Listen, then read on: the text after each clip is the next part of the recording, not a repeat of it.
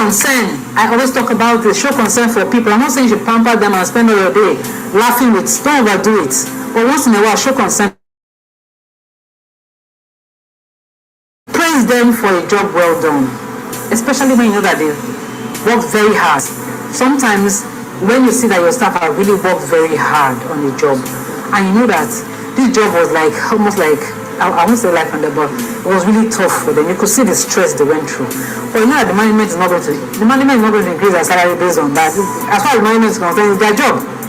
So once in a while, just buy more for everybody to drink. And somebody was asking me that if you start doing that, not they start expecting every time. I said, no, it's not like that. And in a year, I might just do it twice.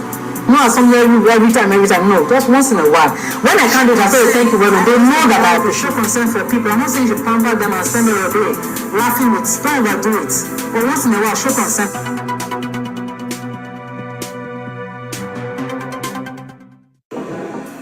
My name is S.C. Walter. I'm an electrical engineer. I've been working as a facility supervisor for, say, about a year and 2 months now. It's been an interesting experience. I came for this program because I wanted to know more about facility management. I want to be a professional in facility management. I want to be certified in facility management. I actually thought that facility management is basically for engineers or for professionals, but today I learned that being a facility manager, you don't have to be an engineer to be a facility manager. I came for this more professional, and it actually opened my eyes to want to so many things. You know, being able to manage escalations, crises, you know, and all that. It was a very interesting class. It's really been a very impactful session.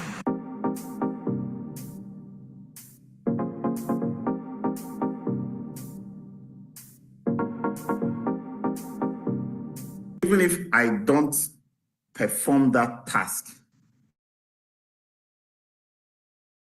aware of what the standard says, what the procedure says. Now, this is for two obvious reasons. One is cross-training purposes. We need to make sure that everybody in a team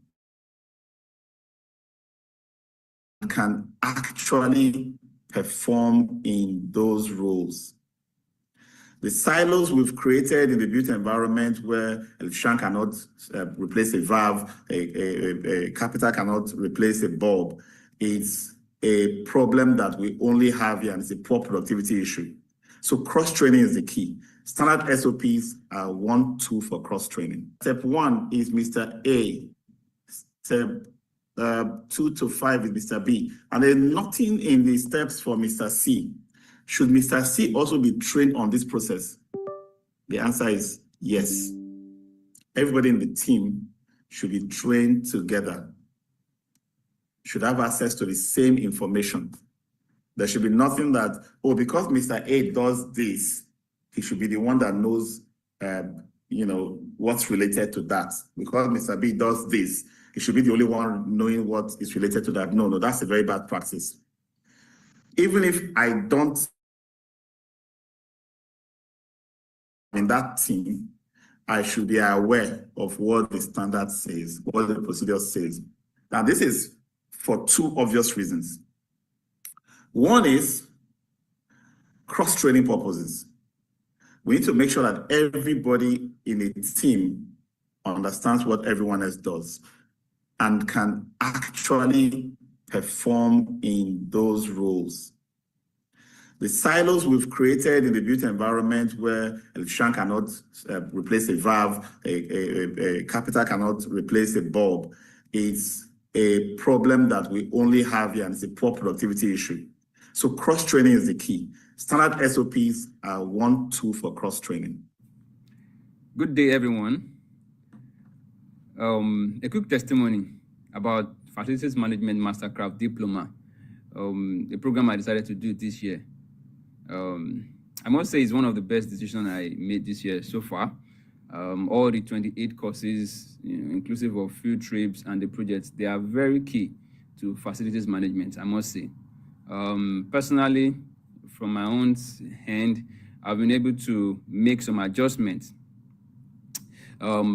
Particularly, I've been able to come up with reports, that reflects the mind of the management, because I'm more aware of the way they think. In addition to that, I've been able to come up with analysis, specifically one that I'm doing right now as to power, requested by one of our EDs. All right, this could have been outsourced. So in a way, I've saved cost for our organization. Okay. Also, I must say I got a commendation from my boss recently. One of the courses we learned, for example, is workplace productivity. I put some of the things that we learned to use, and I believe that's the reason I'm able to earn this commendation from my direct boss, right? So I must say, generally speaking, I'm more conscious of the spaces I manage, their conditions, and not just how to maintain our assets right now, but how to manage them, right? I'm more aware of industry standards, and I'm making some adjustments already, okay? That doesn't just look at cost savings, but also impact on the people that use our spaces and the environment at large. So thank you, Max-Migold. Thank you, Mr. Paul, and all the instructors. God bless you. My name is Toby, a graduate of the Mastercraft Facility Management course. And I'm here to tell you the truth, and nothing else but the truth. This course is amazing, totally amazing. It has changed my concept about facility management. It has changed my view about facility management. It has made me a better facility manager. I urge you, if you want to take this course, do not delay. This course is good. It will aid you in proper facility condition assessment. It will aid you in your preventive maintenance. It will aid you in general building fabrics maintenance. You understand different types of fabrics. You have a proper emergency plan. You know how to plan for emergencies, whether it's a fire outbreak, whether it's theft. You know these things. They teach you from the scratch. You learn a lot. I have learned a lot. Everybody that knows me knows that I've learned a lot. My team lead is so happy for me. He's so happy about my progress, so happy about my achievement, and I'm proud of myself, because at the end of the day, I can proudly tell you that I'm a very good facility manager, because I underwent training, proper training. Proper, when I say proper, quote me, proper training. Facility management to the core, from the basics to the topmost, even finance, they even taught how to, oh my God, this course is too good. Sign up for the course. I don't know what to say anymore. It's so exciting. I'm out of words. There is no better place than Max-Migold. If you want to grow in facility management, no better place than Max-Migold.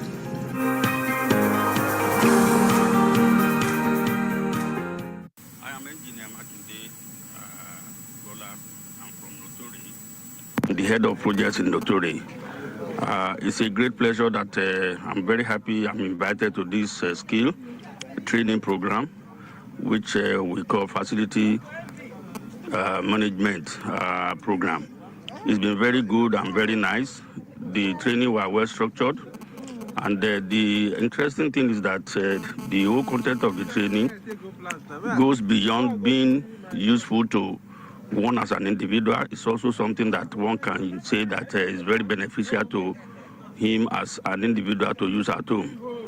I want to say that we are very grateful to the facilitator, especially when he has made this program to be free and improving the loss of the people. It's a way of his own giving back to the system. We appreciate him, we thank him a lot. And we also thank Notori for providing an enabling environment, the good training structure and facilities that were provided for the successful dishing out of the training. We thank everybody for coming despite the problem of the road, especially the broken bridge. You can see how important the training seems to be to people. Thank you very much for everyone, and we want to say that we wish the instructor and the trainer a safe journey back to Lagos. Gets almost everything right. Every decision that we take will align with corporate strategy on an ongoing basis. Every action, every step we take will lead to more optimized use of resources, cutting out of wastage. We'll have more and more of what our organizations need and less of what they don't need. Value streams. And then we will be able to focus on people, listen for needs and expectations, and fulfill in a way that aligns with needs and expectations. That is where facility management should be. Okay, so the competence of managing assets, maintaining assets. If you use a computerized maintenance management system where the work order for the generator servicing is generated online, you can automate adding the SOP or WMS for that generator servicing as part of that document. So it comes out with the task, responsible party, the time should take, materials to be used, all of the information that the work order carries, plus an outline of how that service should be performed. So we are not only training the new people that are coming on board on how we do things, we are constantly reminding everyone that are in the team of the need to comply with how we have agreed to get things done. That is what is going to produce consistency in outcome. Do space utilization calculations. You probably see so many of those people that are just languishing, idling, because they're locked up for one person who is in the field most of the time. If you think about the individual's well-being and the spaces where they work, and you figure out economic ways, so, adjustments to improve economy, for example, adjustments to improve well-being, adjustments to improve oxygen flow and level of concentration, be more productive. Can you make adjustments to create additional different types of sitting spaces with different features? They can create both visual and mental relaxation, adjustment from one point to another, having breakout rooms, having telephone booths to reduce conversation, noise, and so on and so forth, having printer room that does not share the noise or distribute that noise across the entire. There's so much you can do as an FM to evolve space planning, at least as a basic. Ensure that your spaces meet the minimum statutory or regulatory requirements.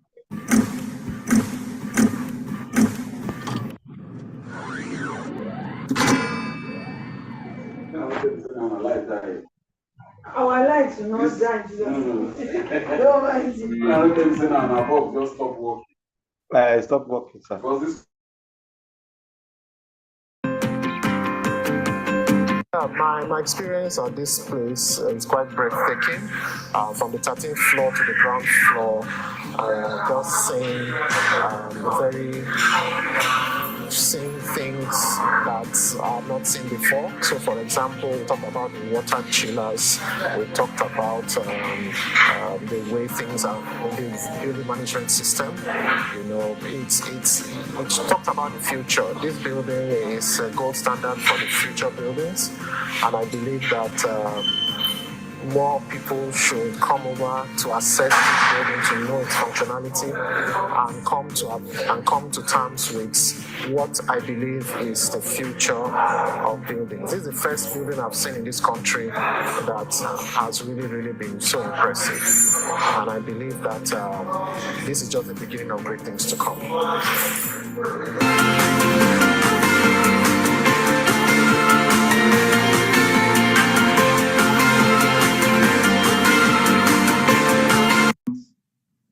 after doing something that is less important to realize that you need money for something that is more important.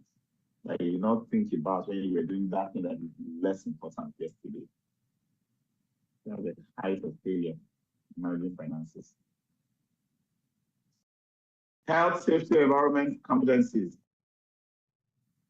We are moving away from just the mere basic provision of spaces and services. FM is now more focused on well-being of the individual. So in the past, it's a case of prevent injuries and accidents. But now, it is a total well-being package, including mental health.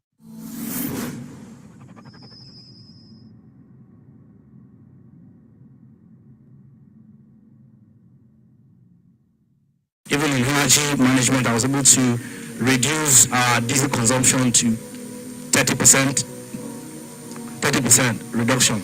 So Max-Migold, the FMC training has really impacted me in person, and I sincerely want to thank all the facilitators, Mr. OC, Ms. Roslyn, and everyone that's anchored, people that are not, the trainers that are not here. I sincerely appreciate everyone, and I want to sincerely assure Max-Migold and Mr. Paul everybody that I will continue to be a good ambassador of Max-Migold. I will continue to drive the vision to the expected end that he has projected. Thank you so much.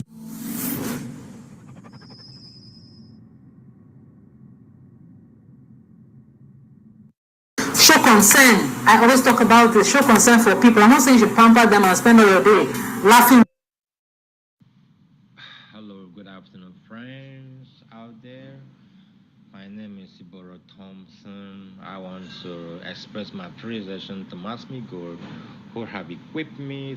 This is so that you can train through, go ahead and. You probably may make some wrong assumptions. Feedback, surveys, questionnaires can give you a lot of information. For example, someone could be working and you are thinking this person needs calm, quiet space for deep dive into his project. But the person actually needs the chatter to keep him focused or to give him ideas, pick up on vibes around him to deliver on that job. So don't make any assumption. Collect regular inputs through surveys, suggestion boxes, digital platforms. Use those feedback to determine what the pain points are and improve user satisfaction. Engage occupants in decision making to boost ownership and acceptance.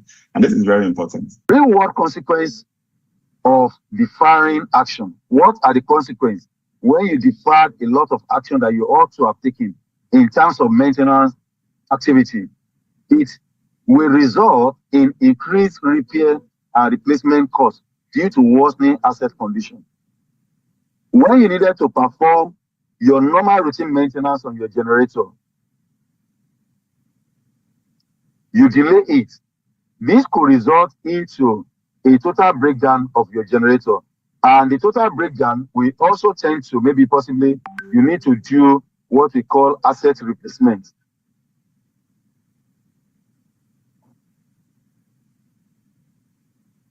You need to do what we call asset replacement or an outright replacement of that particular asset. So that's why the deferred maintenance are not needed. Your maintenance activity are not needed to be delayed beyond the necessary. Unexpected equipment failure disrupt operation and tenant satisfaction. When maintenance are not being carried out as when due, you should at any point in time expect an equipment failure.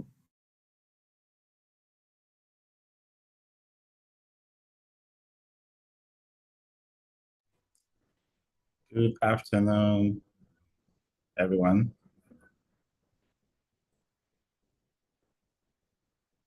I would like to have a verbal confirmation that you hear me okay. Good afternoon, Yes, sir. Loud and clear. thank you very much. My pleasure to welcome you to another session of the FM Lunch Hour. My name is Paul Erubami, and I'm your regular host. I'm happy that today we are taking another topic that is very current. We have to deal with this question on a day-to-day basis as facility managers. Should we renovate? Should we rehabilitate? Should we overhaul? Should we keep repairing? Or when should we replace? How do we speak the kind of language that helps management, see reason with us to go in either direction, whether to replace or to repair? The decisions will not be so straightforward. For one asset, it may be, better to keep pushing it. For another asset, it may be because so maybe to replace it. And there should be concrete analysis that supports that. Again, the decision will now depend on your understanding of your organization, financial status of the organization, the investment appetite of the organization, the skill of its users, and so on and so forth. There's always going to be internal assessment of the organization to know which decisions will fit the organization better. So it's not 100% on the assets and its condition that we're going to be looking at, but also a consideration of our organization's goals, strategic objectives, and current business profile or condition of its business. So FMs can no longer be, we are assets and property managers. So we tell you as it is in the facilities, if we need to replace it, and we don't care whether the business can or not. You have to be a business manager that understands the implications of certain decisions on the overall business. So that's a nutshell of what we're going to be talking about today. So before we dive into it, I'll have a bit of an announcement. Today is 27th, so it's just 3 days to the end of the bonanza we've been running for the FM Mastercraft in January, starting on January 12th. So within the next 3 days, you can still enjoy the 150,000 Naira rebates or discounts that we have offered. So take advantage of this. And on the 13th of December, we have the 2025 graduation, class of 2025 graduation. And we expect about 100 of our, graduates from at least 3-4 batches, and even previous batches have not graduated, to be able to make it on this date. So it's a big day for us. We have announcements, we have links to register to attend. If you have been following us in this series and you want to get a closer look, a closer feel of people who are taking the FM Mastercraft Diploma, the caliber of men and women, professionals who have taken the FMMC, you need to be at the graduation so that you will see how transformation happens from before they take the FMMC and after. You can see what you probably have been missing in your own life and career for not taking the bold decisions to join the program on time. It's never too late for anyone. As far as we're alive, there's always hope and there's always opportunity for growth and progress. So the graduation is going to just expose us to what good it is that we are missing. So please come in, and if you have questions of whatever questions or concern, you will have them not just resolved by Max-Migold and our team of consultants, but you'll be talking to your peers, you'll be talking to people in the industry, you have a network to tap into, because that's how we all started. We found ourselves in the network, through training and one other activity or the other. And from there, we become a big family.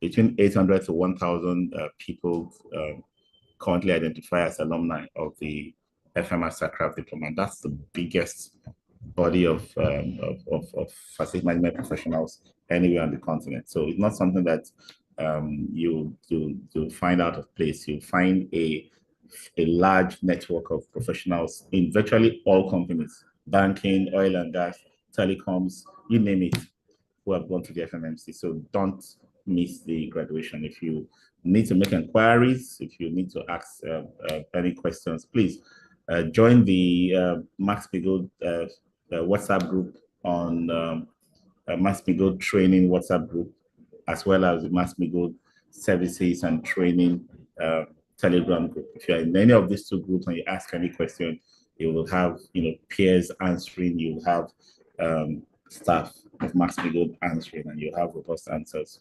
And of course, these networks are not just for training and engaging with Max-Migold, they're also for business, anything related to facility management, recruitment, vacancies, and so on and so forth.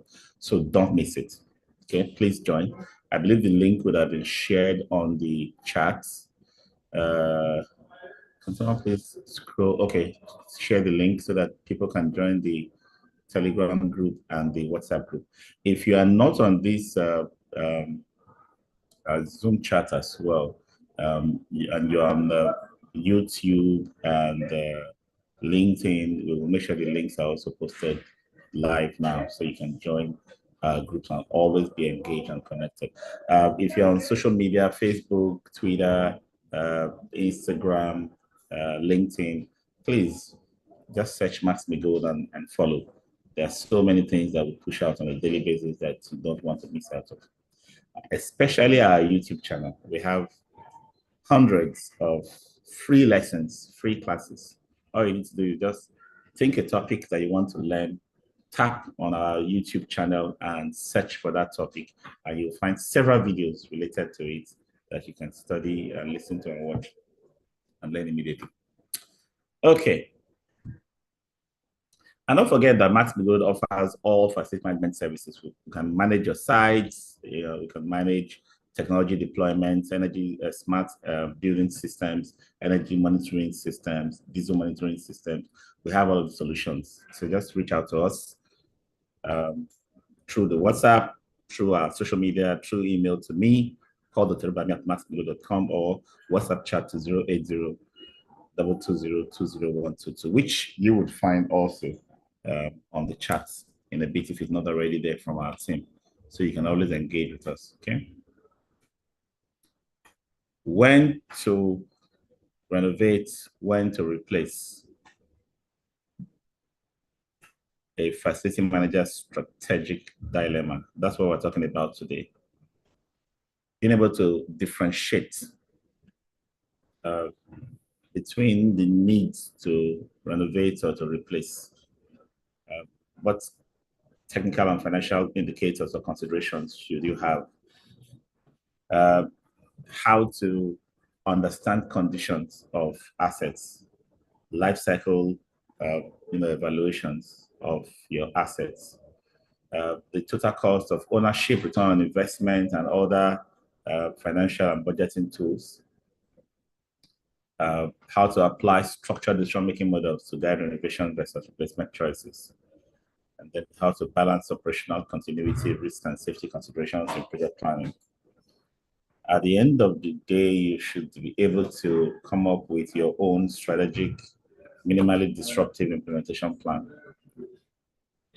and then be able to evaluate project outcomes and integrate findings into future FM strategies. So those are the objectives, and of course, aligned with the outline that we have. Let's start from the basics. What does it mean to renovate So if you're using repair, upgrade, overhaul, you'll be right? The whole idea here is an asset that's in operation that you are using has worked for a certain period of time. And due to what we call, we may just say it's normal wear and tear, but technically we say degradation. There is a curve, what we call a degradation curve, where an asset's performance will dwindle over time to a point where it is no longer able to serve, right? So that degradation curve is performance or quality at the vertical, and then horizontal, you have the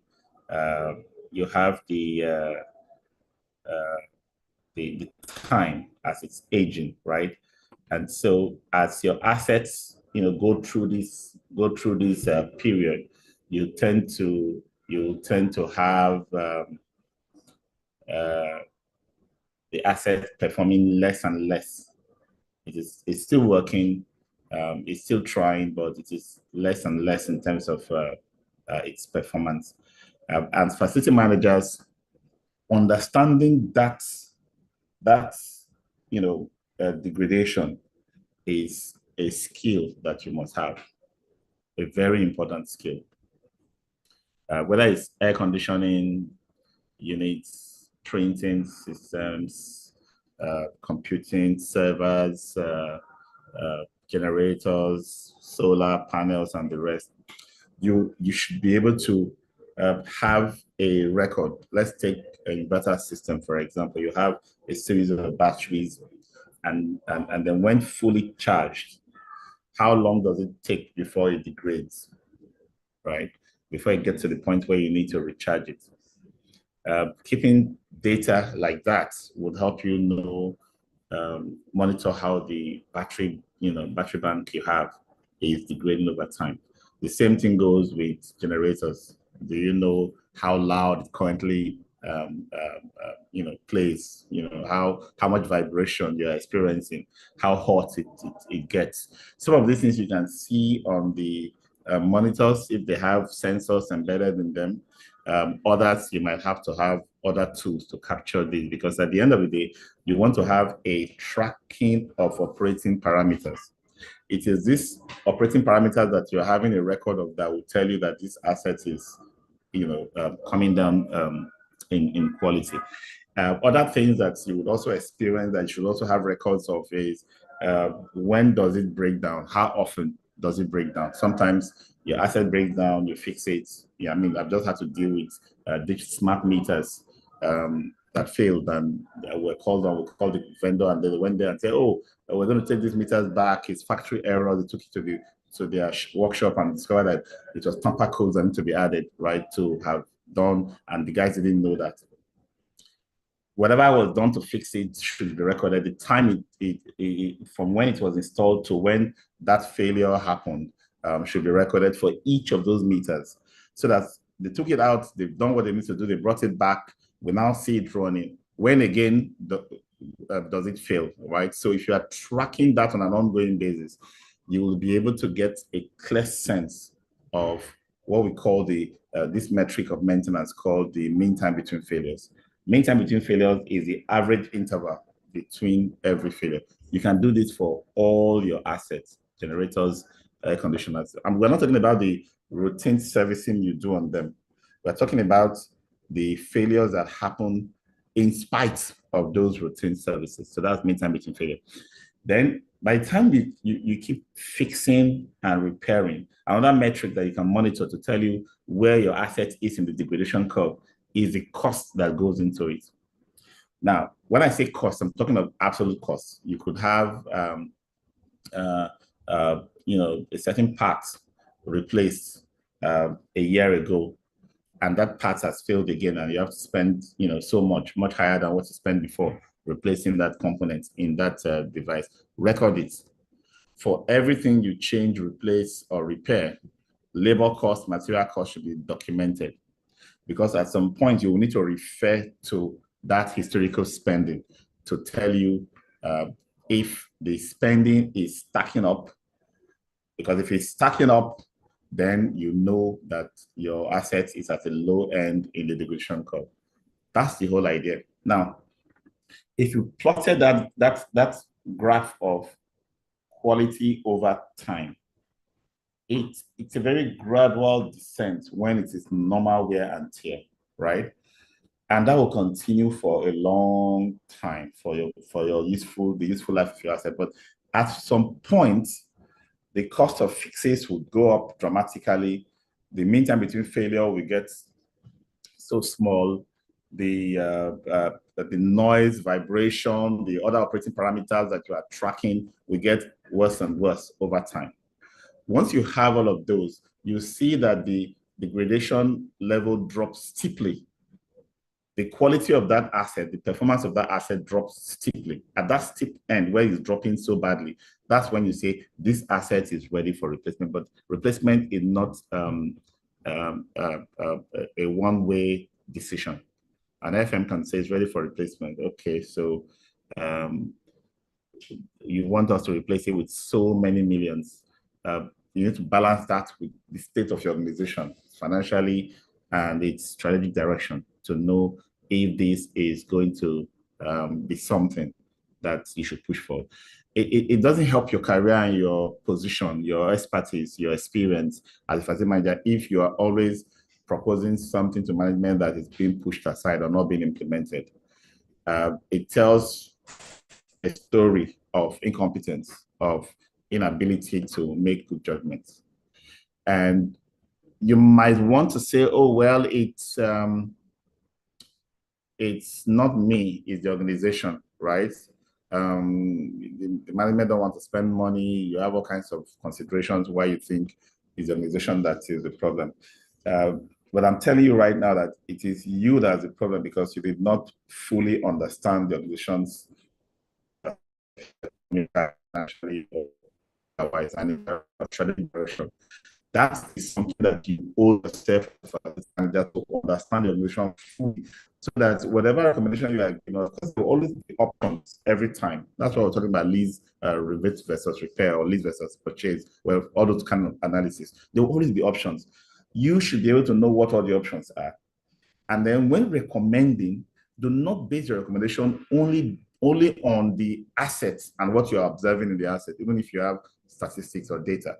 You also need to have consideration for the organization's state, its strategic direction, its financial situation, to balance that recommendation. Because there are some things that are expensive to replace. And upfront funds might be the reason why the organization does not want to. Of course, if you don't know that pushing out that fund out upfront is going to be a problem for management, you will not even be considering the other options that can still help you salvage situation and move on with that asset, or even with another option of leasing or buying a service as a solution. You may just keep hitting that nail. We need to replace. And before long, you sound like a broken record in the organization.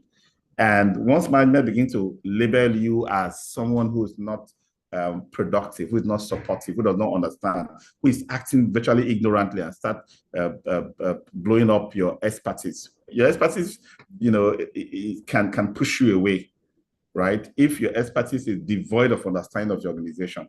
So your expertise about the asset is sole consideration. So that's what I'm trying to create as a balance. Strategic choices help prevent costly failures, downtime, and unplanned capital spending.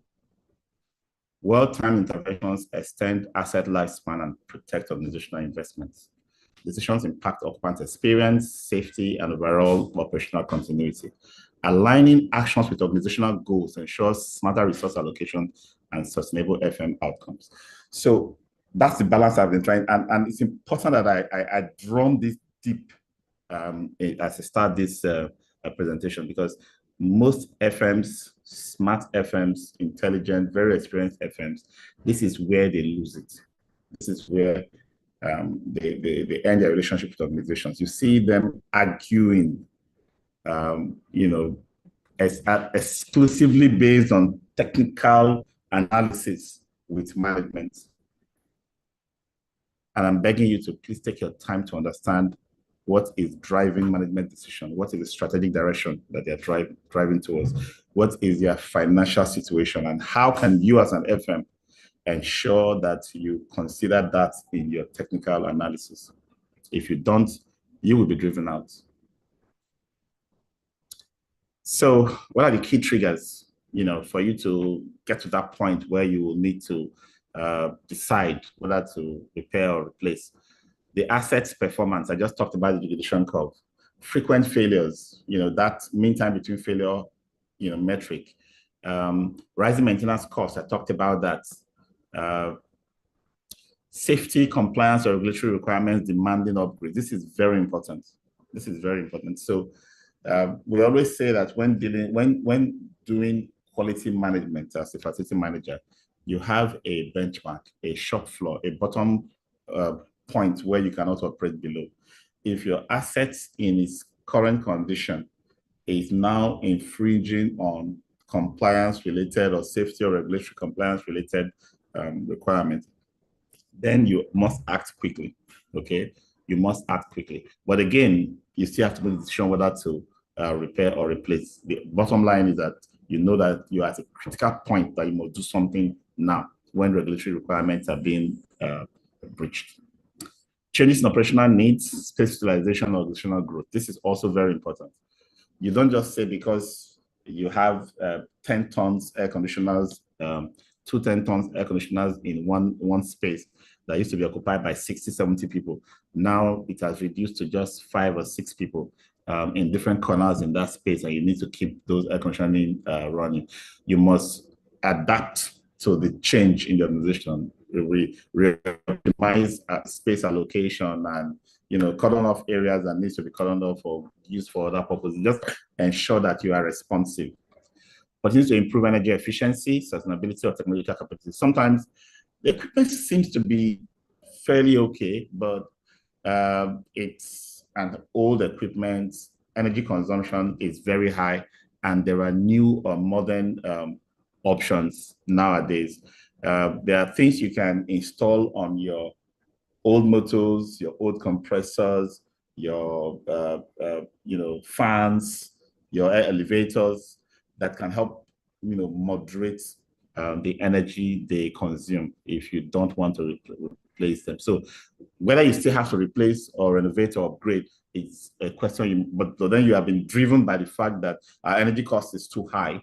And we have monitored how much energy this particular item consumes, and we can now see that we need to drop the energy cost, because now that we are aware of this impact on energy, we will not be sustainable if we keep running it the way it is. So should we replace it? Should we repair it? Question that seems to be asked. Okay, so and then whatever we do, there are going to be different impacts, different implications. Let's take an asset that is working okay, and we decide to upgrade it or replace it. Because we don't use other operating parameters, mean time between failure, and so on and so forth, to decide that we need to do something now while the asset is still operating, we need to think about the time to actually act. You remember recently there was an announcement that there was going to be an 8-month project to maintain the Lekki Expressway. And of course, that's a good idea, isn't it? Everybody's like, oh, yeah.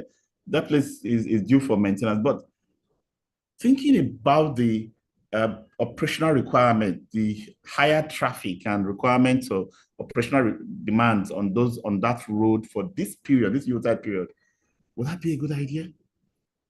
So the government listened and said, no, we're not doing that.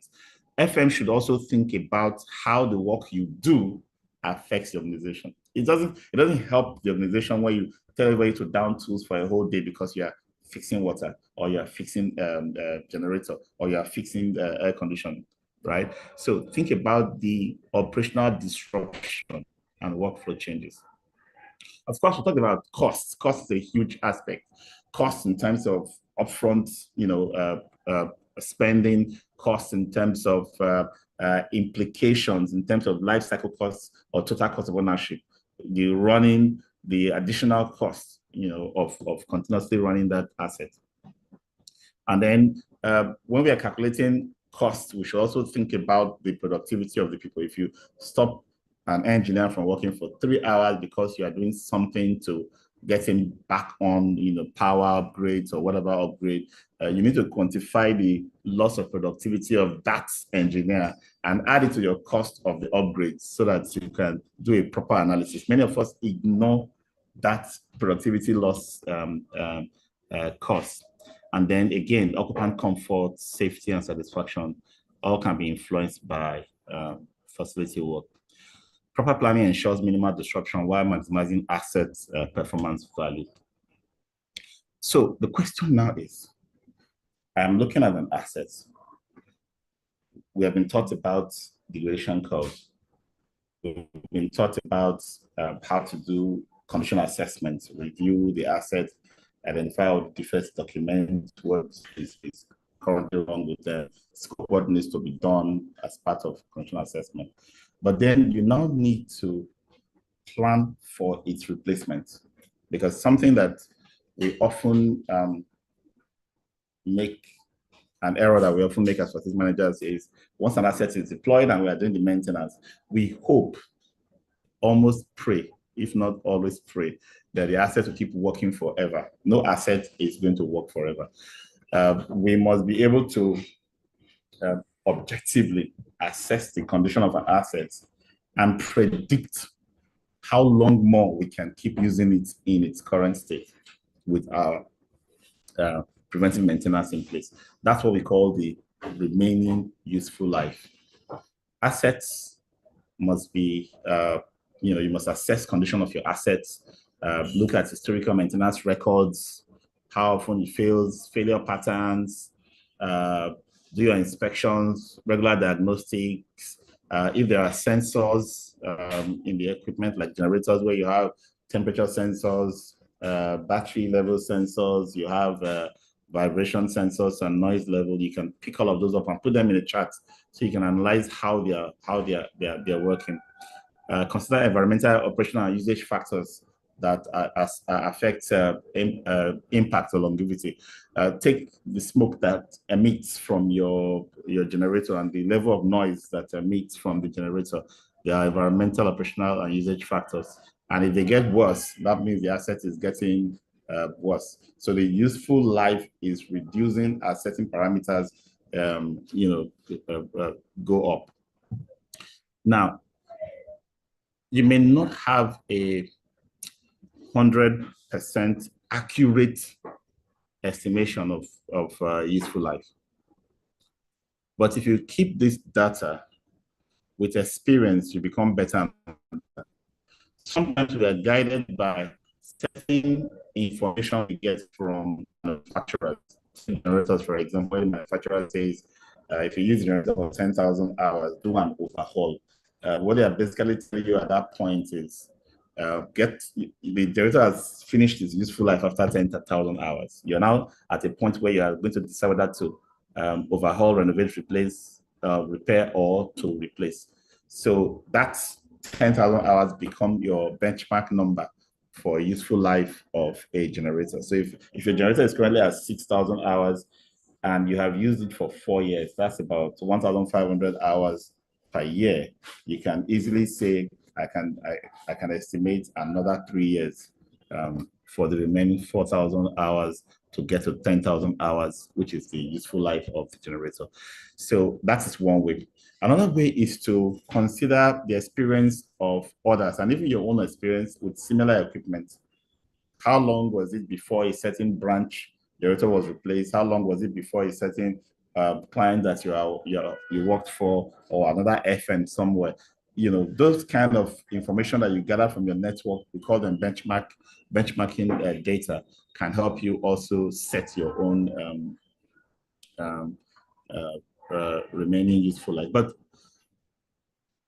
there are certain around where your assets are located that might mean that can make you make some adjustments on what you have assessed. For example, if you are in an environment where you're around the sea, and the sea salts in the wind is causing more corrosion on your metallic assets that are located outside, you probably won't want to use the same estimated useful life for air conditioners in such a place compared to another place in Ondo or Benin where the assets don't get those kind of high corrosion impact, right?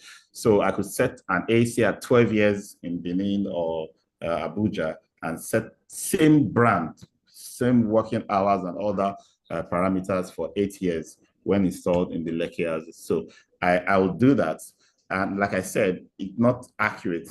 Every year I will go and look at its condition again and say, based on my experience in the last year, is this going to run for the next 4 years? If 4 years is still looking plausible from my estimate, I leave it the way I've set it before. But if the asset has become so bad that I'm thinking, no, this thing cannot do another 4 years, but my estimation can reduce that. The whole idea is I must have a date for every asset for when they should be due for replacement. Whether I replace them then or not, or whether I'll overhaul or upgrade them again at that point, what I have done is get to that point where I make that decision again and then decide whether to upgrade, repair, or to overall replace. But then I must set another useful life after that point. So I do installation,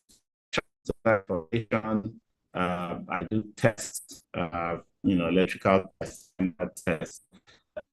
If I have sensors in place, I look at data from the sensors for benchmarking already. I just basically look at what I'm doing to fully understand the asset. There are failure patterns. When do equipment fail? Sometimes we probably know that a certain equipment fails once in 2-3 months, but we have not connected that or correlated that time it fails to number of people, the occupants in the facility, to see whether it is more load that's making it fail at that time.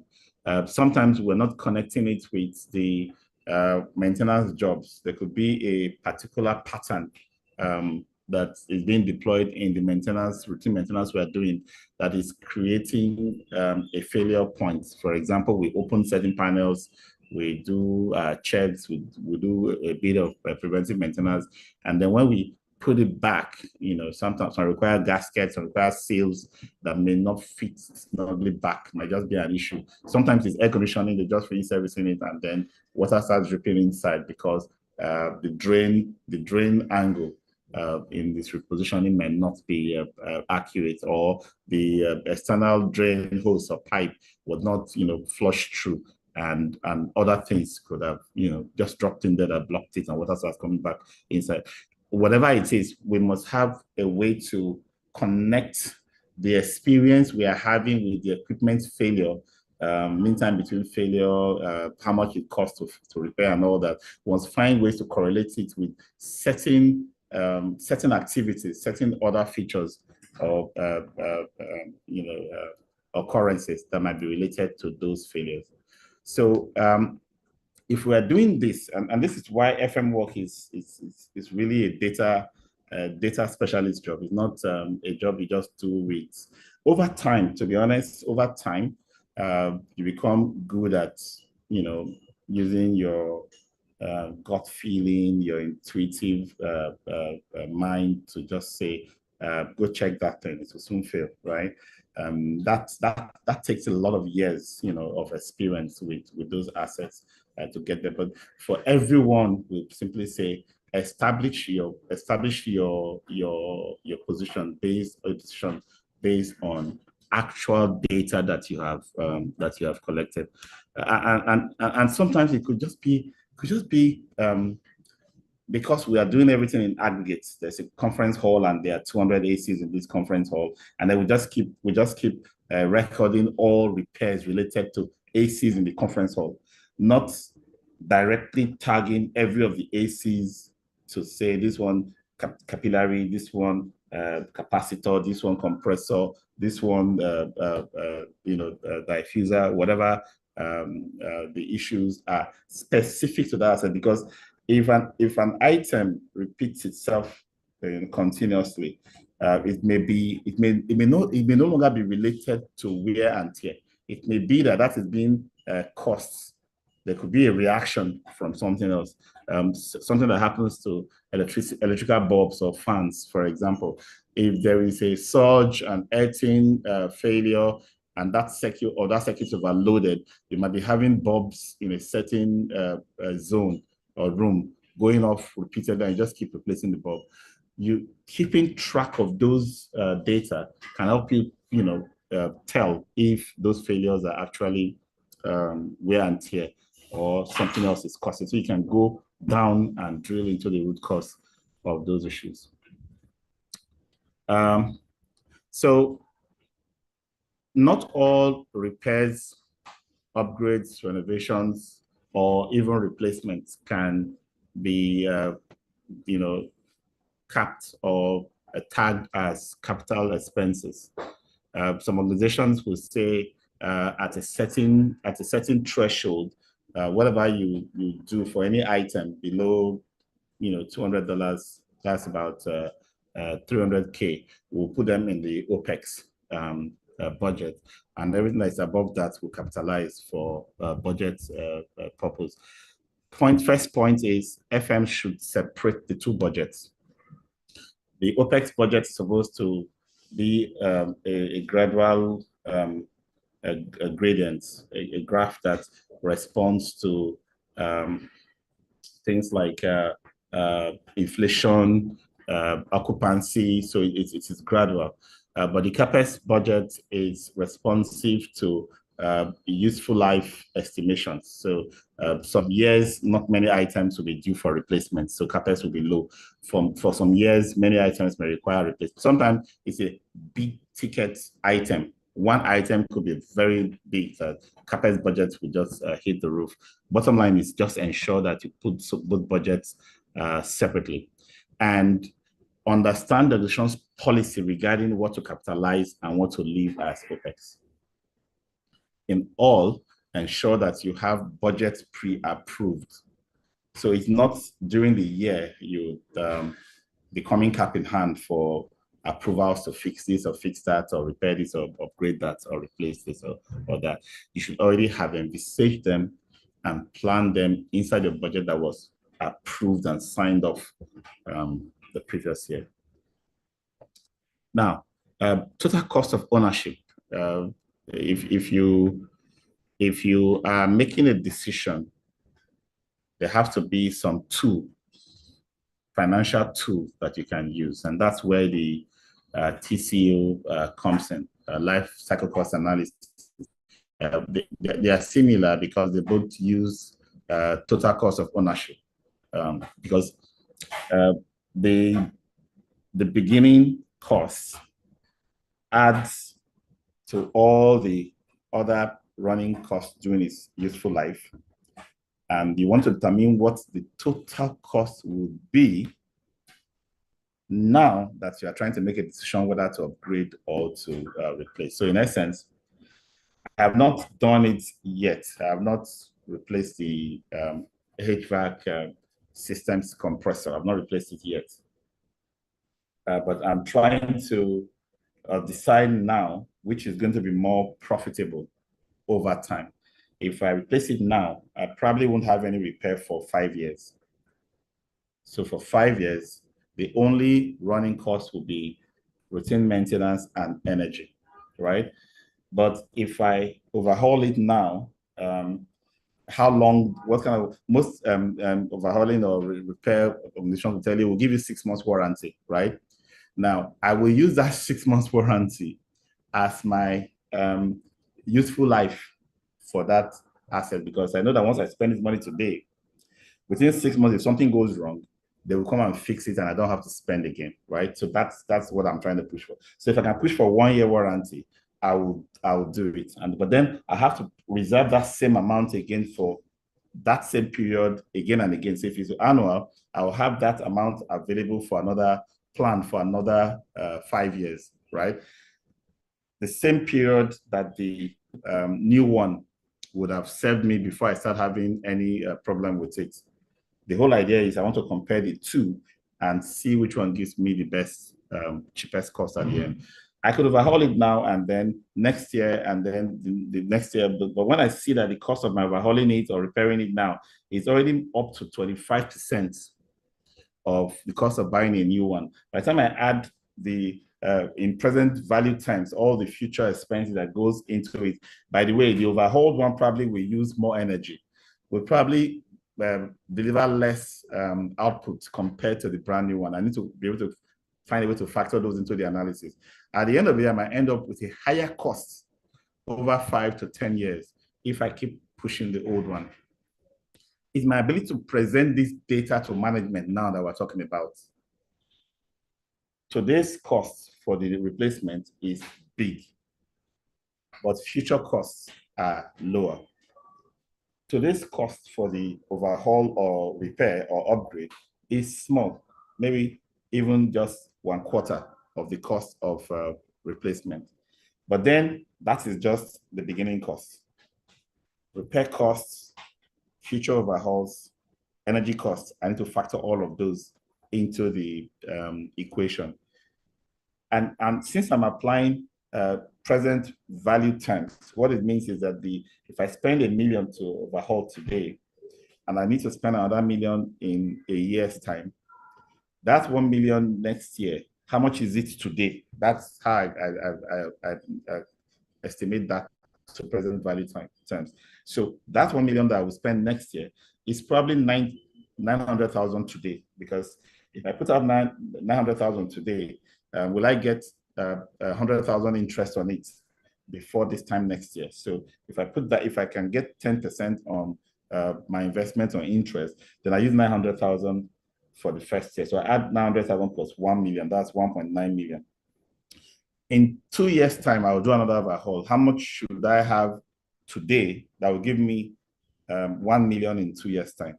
Maybe 850 or 820, whatever that calculation comes up to. You can put that up in the spreadsheet and you get that number. So I'll do that for every year. The last year, 50 years work probably will be 550 or 600.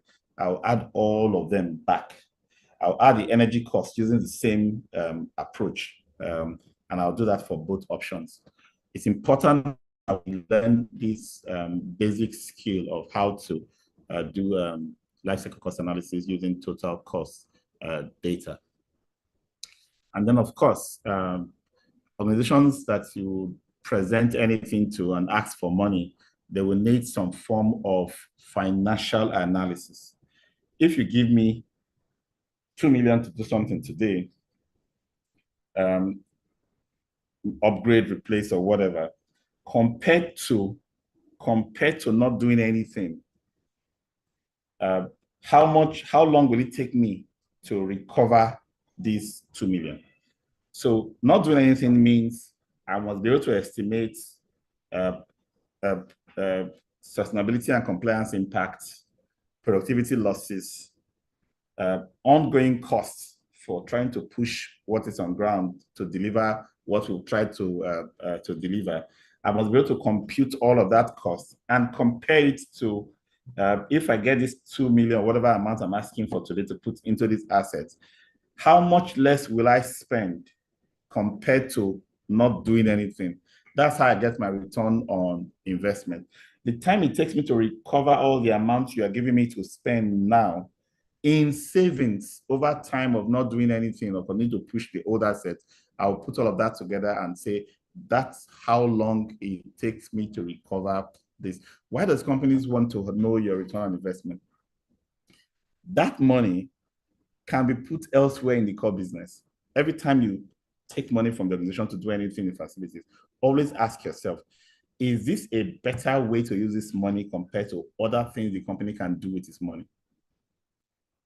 If they put that money in, even if there's no expansion in the horizon, just put it in money market or stock market, how much will they get, over the period that you're asking them, give me this money, put in a generator, put in an air conditioning system.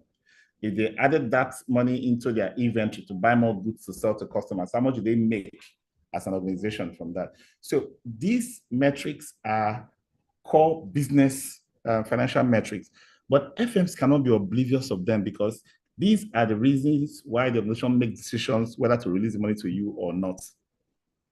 If your financial metrics are not going to make sense, don't force the organization to part with that money. Find other ways to provide the solution you are providing. And this is one thing that I need to push out here.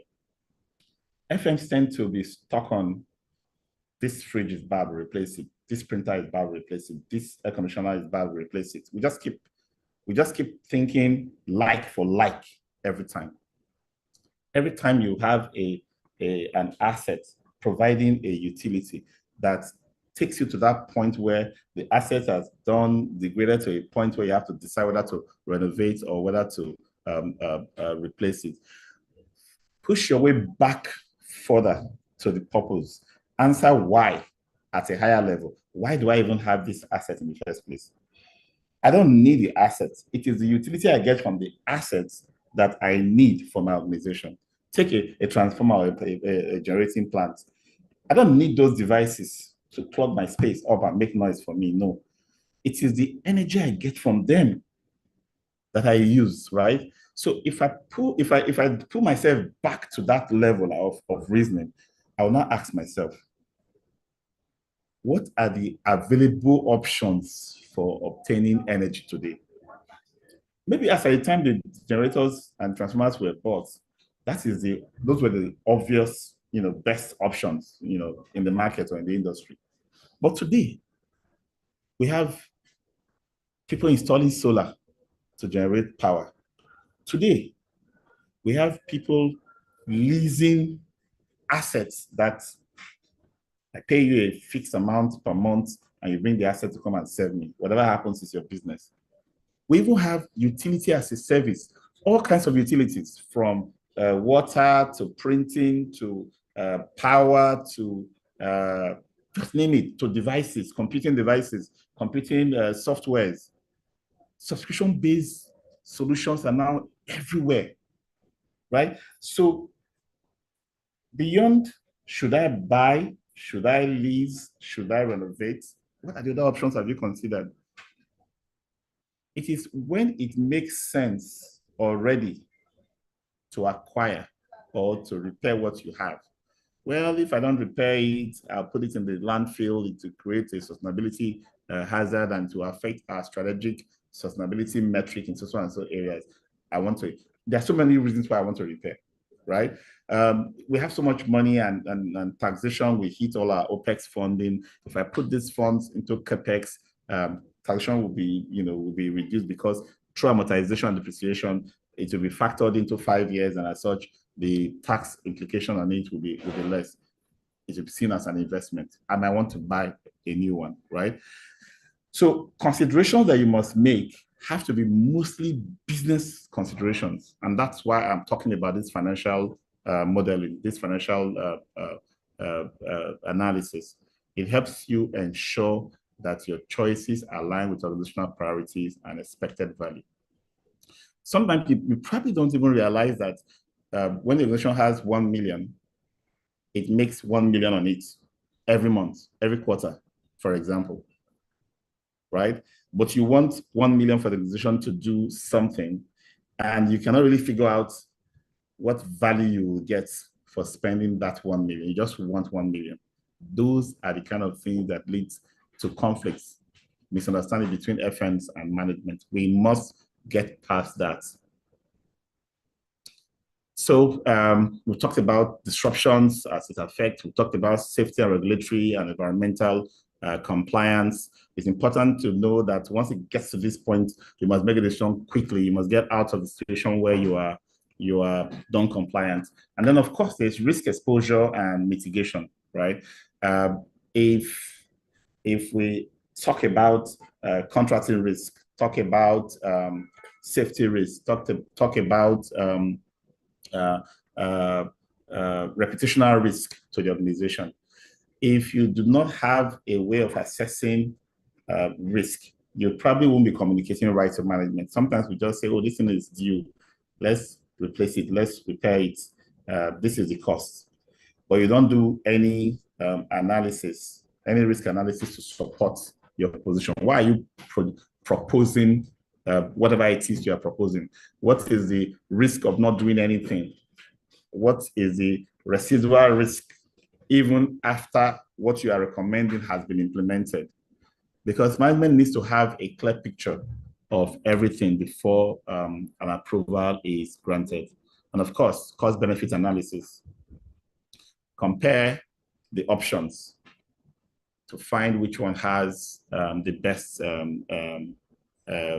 value for the organization. We remove guesswork. If I'm recommending repair or upgrade, I have an analysis supported by data. In the earlier part of the presentation, I talked about the kind of data should be gathered. Those data helps in the analysis talking about. And then there are different types of analysis. You can have scenario planning where you forecast multiple potential outcomes. If I do A, these are the I can simulate 3 potential outcomes from going A, renovating or repairing. If I replace, I could simulate different outcomes. That helps to visualize what is expected, the value I'm trying to create before I take a path. And then, of course, whichever option you have made, which has been based on the evaluation of the assets, operations, and organizational strategies, to create a project. Effective planning begins with defining project goals, scope, and expected outcomes to guide all decisions. For every activity, you have to have clear timelines, milestones, and resource requirements to help ensure that a smooth coordination and minimal disruptions. And then you have one set of stakeholders that you engage with throughout the process of analysis to end at a recommendation and end up at an approval and then funding. But when you are mandated to execute a project, you now have a wider range of stakeholders to engage with. Those operational leaders within different departments, the end users, visitors, regulators, they all need to be engaged. You need to plan these engagements to ensure that everyone's carried along. And then, of course, budgeting, time scheduling, and risk assessment all form part of your project management competencies or deliverables. And then, of course, you may need to work with vendors, what procurement approaches. And for those of us who are, contractors and vendors out there, we find ourselves in situations where we are helping a demand organization FM team to analyze the problem, profile solution, thinking that when they finally agree that this is the best way with you, you will just get an award. Doesn't always work that way. For most large organizations, they have a procurement process independent of the FM department, where the FM does not have control. That procurement department, they have policies and stringent, restrictions or holds on single sourcing.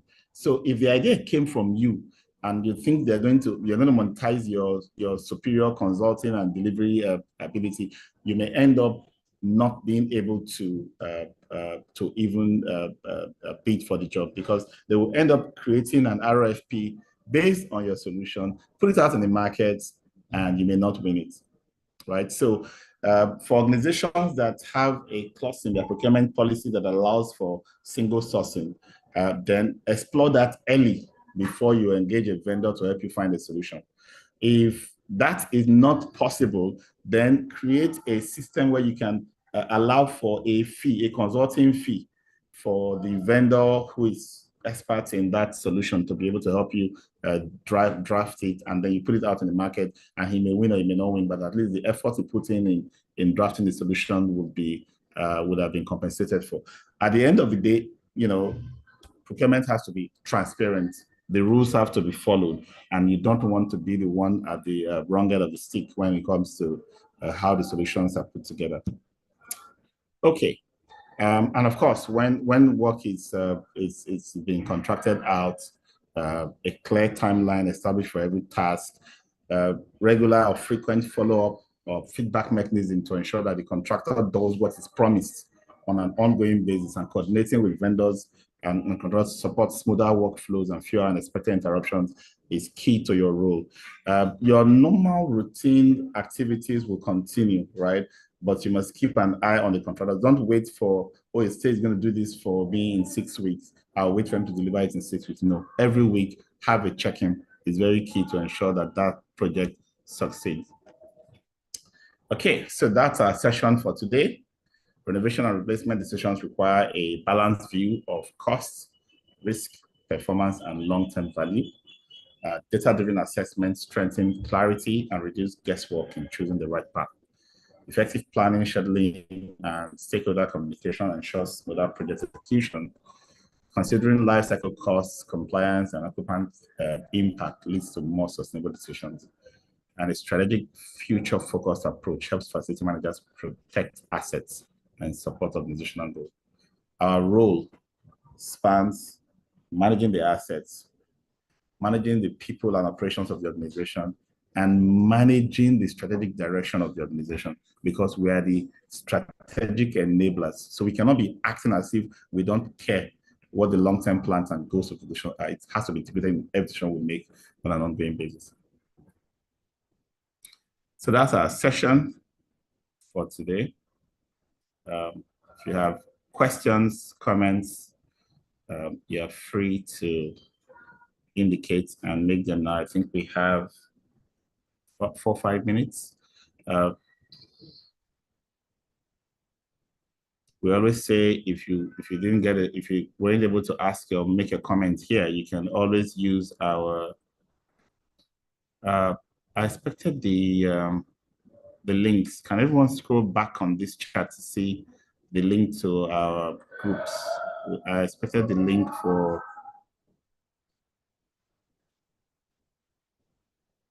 Is someone doing this now? The links have been dropped, sir, earlier. Today? Yes, sir. Okay, I've seen the phone number, the email. Okay. Yeah, this is the Telegram group and the WhatsApp group. Okay, fantastic. So if you're on the chat here, please connect with us and ask questions, make comments. We are always happy to hear from you. Please do the same thing on the YouTube and the LinkedIn chats for this presentation. Okay. Thank you so much. I look forward to seeing you again next week, Thursday, same time. So have a good rest of the day and rest of the week. Bye. So see you again next week.